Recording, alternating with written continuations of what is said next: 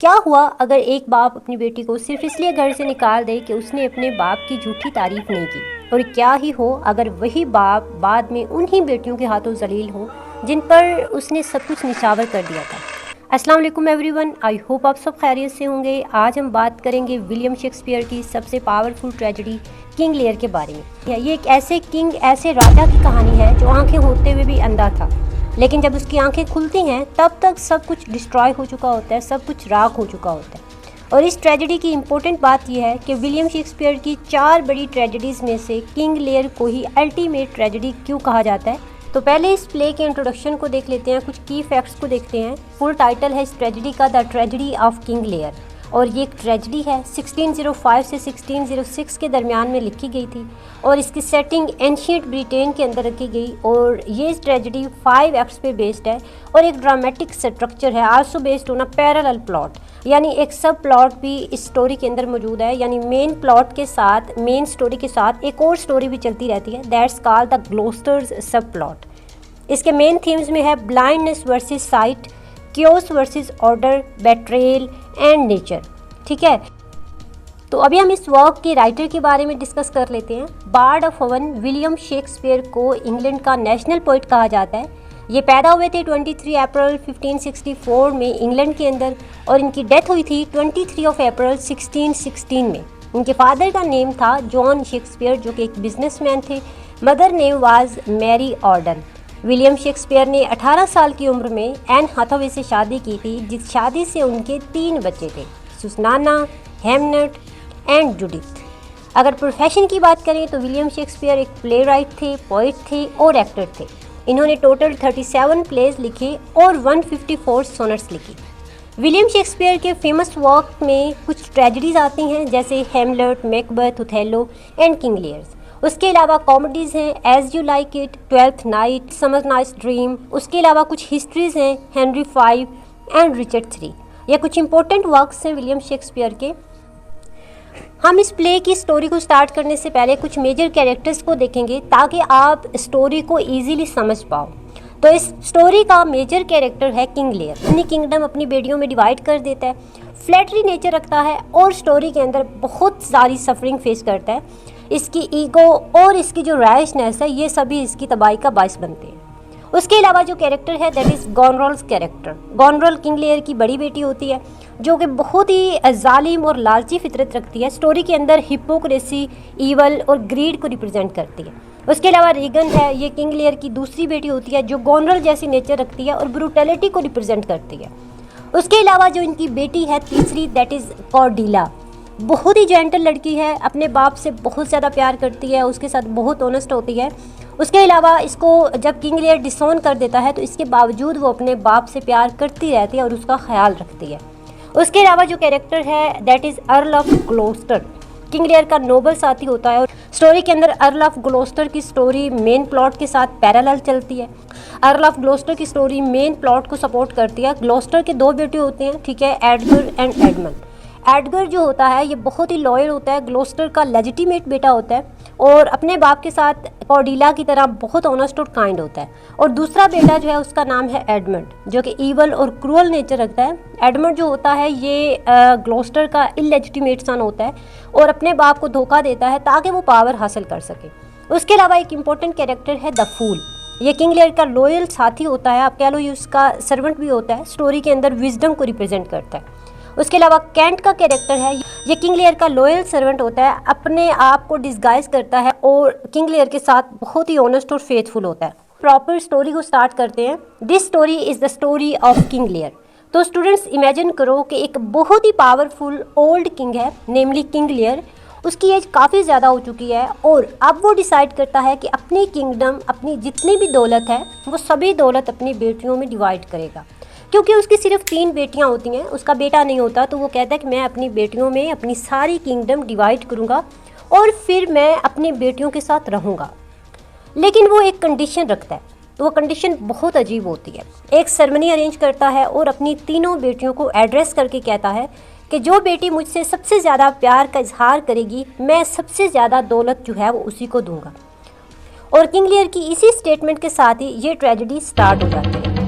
तो स्टूडेंट्स, जैसे कि कैरेक्टर्स पढ़ते हुए मैंने आपको बताया था कि किंग लियर की तीनों बेटियों में से गोनरल एंड रीगन बहुत ही क्लेवर और धोखेबाज होती हैं, जबकि किंग लियर की तीसरी बेटी कॉर्डिला जो कि सबसे अच्छी होती है, बहुत ही ऑनेस्ट होती है और अपने बाप के साथ सच्ची मोहब्बत करती है।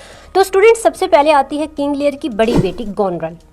वो अपने बाप से मोहब्बत का ढोंग करती है। वो कहती है कि मैं आपसे इतनी ज़्यादा मोहब्बत करती हूँ, इतनी ज़्यादा मोहब्बत करती हूँ कि मैं अपनी जान की भी परवाह नहीं करूँगी। यानी वो इतना ज़्यादा एग्जैजरेटेड तरीके से अपने बाप को इम्प्रेस करने की कोशिश करती है। वो कहती है कि अगर मुझे अपनी ज़िंदगी भी ख़त्म करनी पड़ी तो भी मैं आपके लिए कर दूँगी। उसकी बात सुनकर किंग लियर बहुत खुश हो जाता है, क्योंकि मैंने आपको बताया था कि काफ़ी फ्लैटरी नेचर रखता है और बहुत ही इम्प्रेस होता है कि मेरी बेटी मुझसे इतना ज़्यादा प्यार करती है। फिर आती है किंग लियर की दूसरी बेटी जिसका नाम है रीगन। रीगन भी अपनी बहन की तरह बहुत ही फ्लैटरी है और बहुत ही मौका परस्त होती है। रीगन गोनरल की तरह हिपोक्रेट नेचर रखती है।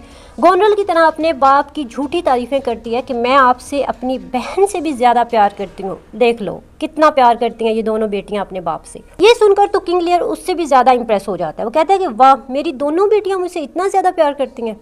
उसके बाद आती है तीसरी बेटी जिसका नाम है कॉर्डिला, जो अपने बाप से बहुत ही सिंसियर होती है और अपनी प्योर फीलिंग्स अपने बाप से शेयर करती है। वो कहती है कि नथिंग। तो किंग लियर उसको कहता है कि नथिंग का मतलब है नथिंग। सो अगर तुम्हारे पास मेरे लिए कोई अल्फाज नहीं है, कोई फीलिंग्स नहीं है, तो मेरे पास भी तुम्हारे लिए कुछ नहीं है। इस पर कॉर्डिला कहती है कि मैं आपसे उतना ही प्यार करती हूँ जितना कि एक बेटी अपने बाप से करती है, जितना कि एक बेटी को अपने बाप से करना चाहिए, इससे ज़्यादा नहीं और ना ही इससे कुछ कम। लेकिन किंग लियर ये बात समझ नहीं सकता, उसको ये बात पसंद नहीं आती। उसे लगता है कि कॉर्डिला उसकी इंसल्ट कर रही है। अब किंग लियर इमोशनल हो जाता है। बात को समझे बगैर वो कॉर्डिला को अपनी प्रॉपर्टी से डिसऑन कर देता है और उसे किंगडम से निकाल देता है। और यहाँ पे ही एक ट्रेजेडी का फर्स्ट मेजर मिस्टेक स्टार्ट होता है। कॉर्डिला वहाँ से चली जाती है और बाकी दोनों बेटियाँ किंगडम ले लेती हैं। शुरू में सब बहुत अच्छे से स्मूथली चलने लगता है और किंग लियर को लगता है कि उसने बहुत ही जस्टिस के साथ फैसला सुनाया है। बट धीरे धीरे गोनरल की जो रियलिटी होती है, जो उसका डबल फेस होता है, वो खुलने लगता है। उससे लगता है कि मुझे अब अपनी असलियत अपने बाप को दिखा देनी चाहिए। तो रियलिटी सामने आने लगती है। विद इन टाइम गोनरल अपने बाप की रिस्पेक्ट करना छोड़ देती है। अपने सर्वेंट्स को कहती है कि इसकी इतनी ज़्यादा खिदमत करने की ज़रूरत नहीं है, यानी उसके साथ बुरा सलूक करना स्टार्ट कर देती है। वो अपने बाप को बर्डन समझने लगती है। इस चेंज को देखकर किंग लियर काफ़ी ज़्यादा हैरान हो जाता है। जो बेटियाँ उसे इतना ज़्यादा प्यार करती थी, इतनी उसकी खिदमत करती थी, वो अब उसे इग्नोर करने लगी है। क्योंकि स्टूडेंट्स, किंगडम डिस्ट्रीब्यूट करते वक्त किंग लियर ने ये डिसाइड किया था कि वो अपनी आर्मी के साथ आधा टाइम गोनरल के साथ रहेगा और आधा वक्त अपनी बेटी रीगन के साथ रहेगा। उन दोनों को कहता है कि अब मेरी खिदमत तुम दोनों का काम है, मेरी खिदमत तुम्हारी जिम्मेदारी है। तो तब से किंग लियर अपनी बड़ी बेटी गोनरल के साथ रह रहा था। तो थोड़े ही टाइम में गोनरल की हकीकत सामने आ जाती है। वो अपनी असलियत दिखाना शुरू कर देती है। अपने फादर की खिदमत करना बंद कर देती है। उल्टा अपने बाप के सामने कुछ शराइत रखती है, उसे ताने मारती है कि तुम जो अपने साथ नाइट्स लिए फिरती हो ना, ये जो 100 लोगों की आर्मी अपने साथ लिए फिरते हो, ये कुछ कम करो। ये सब देखकर किंग लियर को बहुत ज़्यादा दुख होता है। वो जो है वो हर्ट होता है। वो सोचता है कि रीगन उसे ज़रूर समझेगी और उसे अपने साथ रखेगी। लेकिन जब वो किंग लियर रीगन के पास जाता है तो वहाँ से भी रिजेक्शन ही मिलता है। स्टूडेंट्स, रिजेक्शन क्यों मिलता है? क्योंकि जब किंग लियर गोनरल के घर से निकलता है तो गोनरल रीगन को एक लेटर भेजती है जिसमें वो बताती है कि तुम्हारा बाप अब तुम्हारे पास आ रहा है, तुमने उसके साथ कैसा सलूक करना है। तो गोनरल रीगन उसके सामने ये कंडीशन रखती है कि पहले गोनरल से माफ़ी मांगो। तो स्टूडेंट्स, अब आप देखो कि दोनों बहनों ने किंग लियर को किस हद तक जलील किया है और उसके क्या हालात चल रहे हैं। और साथ ही स्टूडेंट्स, ग्लोकस्टर किंग लियर का एक दरबारी होता है, उसका बहुत अच्छा दोस्त भी होता है, जिसके 2 बेटे होते हैं, जैसे कि मैंने आपको पहले बताया। एक का नाम होता है एडगर और एक का नाम होता है Edmund. Edgar is legitimate son of Gloucester and very obedient one, जबकि एडमंड जो होता है वो इलेजिटिमेट होता है, हिपोक्रेट होता है और बहुत ही बुरी नेचर का होता है। एडमंड को अपने भाई एडगर से बहुत जेलसी होती है जस्ट बिकॉज वो ग्लोकस्टर का जायज़ बेटा होता है। अब एडमंड क्या करता है? अब एडमंड एक साजिश करता है कि वो अपने बाप को भड़काता है कि आपका जो जायज़ बेटा है ना एडगर, वो आपको मारना चाहता है। यानी वो अपने भाई के खिलाफ अपने बाप के कान भरना स्टार्ट कर देता है। ग्लोकस्टर अपने नाजायज़ बेटे की बातों को सच समझकर अपने बेटे को मरवाने का प्लान करता है और साथ ही ये सब करते हुए वो ऐलान करता है कि एडमंड मेरा जायज़ बेटा है।